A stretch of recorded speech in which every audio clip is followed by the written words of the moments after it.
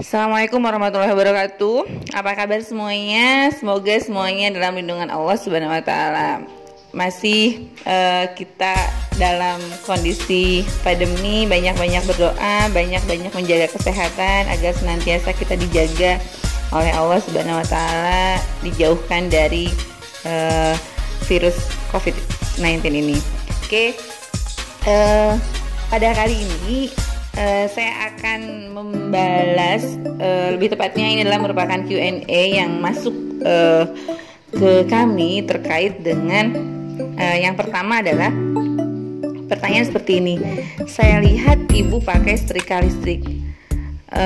Apa kelebihan dari setrika listrik dan apa kelebihan setrika uap? Mungkin seperti itu ya. Tapi di sini konteksnya saya lihat ibu pakai setrika listrik, beberapa apa kelebihannya di setrika uap? Oke, saya anggap bahwa di sini akan dibandingkan setrika listrik dengan setrika uap. Nah, sebenarnya banyak sekali ini dari beberapa bulan yang lalu ada pertanyaan juga yang sama seperti ini. Jadi sekalian saya kupas di sini apa perbedaan dari setrika listrik dengan setrika uap.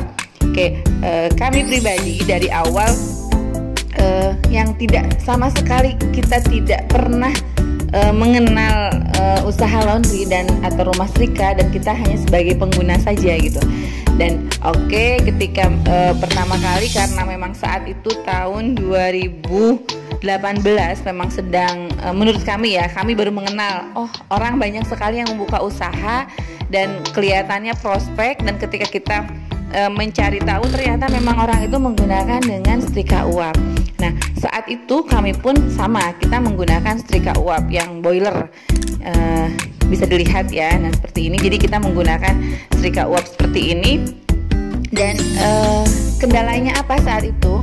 Kendalanya tidak ada karyawan yang mau mengerjakan. Karena apa? Karena ketika saya pribadi mencoba juga untuk memegang, dan itu cukup berat sekali gitu, cukup berat. Jadi akhirnya karyawan itu pada nyerah dan lebih baik menggunakan setrika konvensional. Nah, sebenarnya kelebihannya apa sih? Jadi kelebihan dari setrika uap itu yang pertama adalah kita bisa membuat baju itu ditumpuk-tumpuk. Jadi setrika uap itu ketika menyetrika ke bawahnya itu kayak ada resonansi gitu. Jadi bisa untuk rapihnya lebih cepat katanya.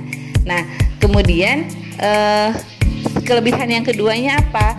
Kelebihan yang kedua, setrika uap itu karena memang konsepnya kan setrika uap itu adalah air yang mendidih, kemudian uapnya digunakan untuk menyetrika, kan seperti itu.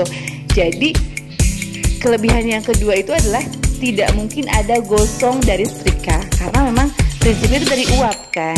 Nah, kemudian kelebihan yang ketiga, dia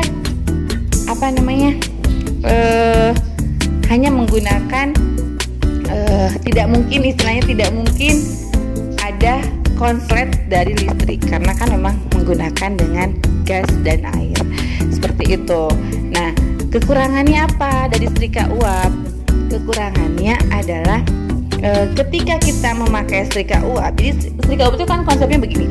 Tadi yang saya katakan, ketika air mendidih, kemudian kita akan menyalakan kompornya manual, kemudian air mendidih, kemudian ketika air mendidih itu harus digunakan sepanjang air itu mengeluarkan uap. Jadi kalau misalnya kekurangan yang pertama itu adalah ketika menggunakan setrika uap, kita tidak mungkin hanya satu orang karyawan kalau memang mau memanfaatkan si uap didihnya itu tidak berhenti, jadi terus menerus gitu.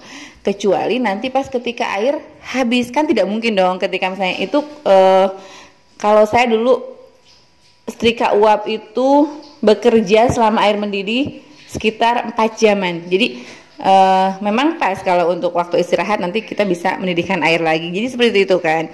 Nah, hanya di sana tadi tidak akan agak sulit kalau memang yang mengerjakan hanya satu orang. Jadi jatuhnya nanti malah lebih boros karena ya tadi airnya disia-siakan ketika saatnya uapnya mungkin saat banyak-banyaknya, tapi kita harus packing seperti itu. Nah, Itu kekurangannya. Kemudian yang tadi apa namanya, berat ya, memang agak berat, lebih berat. Oke, kemudian setrika listrik sekarang. Kelebihan setrika listrik itu apa?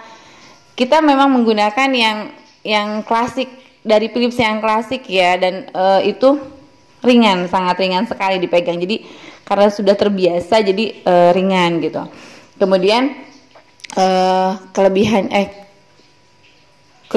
kelebihannya lagi apa? Bisa. Jadi kalau kami memang tidak khusus orang yang packing. Jadi ketika ada satu karyawan itu harus bisa nyetrika dan harus bisa packing. Jadi tidak dibedakan antara yang nyetrika dengan yang packing. Dulu pernah kita coba seperti itu dan akhirnya tidak efektif. Jadi walaupun kita bandingannya 3 orang yang nyetrika terus 1 orang yang packing, ternyata ya menurut kita kurang efektif dalam hal apa? Dalam hal waktu dan dalam hal yang lainnya. Jadi kita pengennya ya memang ya semua tercover, dan efektif waktunya ternyata memang lebih efektif itu kalau 1 orang nyetrika itu sudah bisa semuanya dari awal mulai nyetrika sampai rapih lagi gitu, sampai rapih itu sampai di packing dan sebagainya. Nah kemudian kekurangannya, nah ini kekurangan dari setrika listrik adalah kena gosong. Nah itu jadi pernah gitu kan, sampai mengganti juga iya gitu. Hanya ya itu tadi, kalau kita melihat dari segi kelebihan dari setrika uap dengan setrika listrik, ternyata kita lebih memilih setrika listrik sampai saat ini ya gitu. Jadi dari segi yang lainnya kita masih lebih condong ke setrika listrik.